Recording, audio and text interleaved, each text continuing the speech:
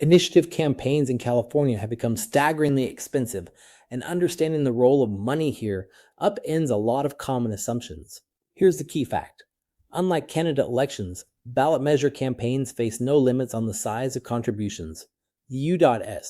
Supreme Court has consistently held that issue campaign spending is protected speech, unconnected to the corruption concerns that justify limits on candidate donations. The result is an arms race. The 10 most expensive proposition campaigns in state history all happened since 2005.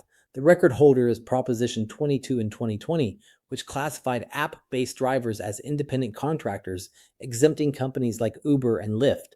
Total spending about $224 million, the vast majority from the platform companies. So, can the wealthy simply buy the laws they want? Here's where the research gets surprising. The foundational finding is that money spent opposing an initiative is far more effective than money spent supporting one. Why? Because voters facing an unfamiliar proposition tend toward risk aversion.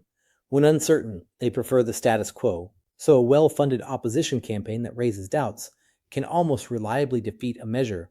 But the reverse isn't true. Heavy spending by supporters helps qualify and publicize a measure, but it does not guarantee victory.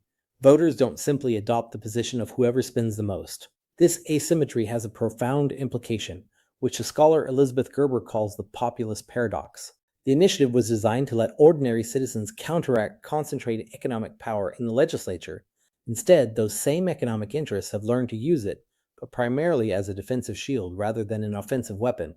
Money can reliably block initiatives it dislikes, including ones that would tax or regulate those very interests.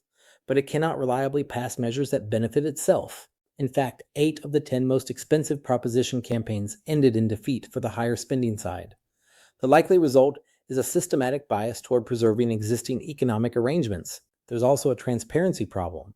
Interest groups can hide behind innocuously named front organizations, what scholars call facade groups, that obscure who's really paying.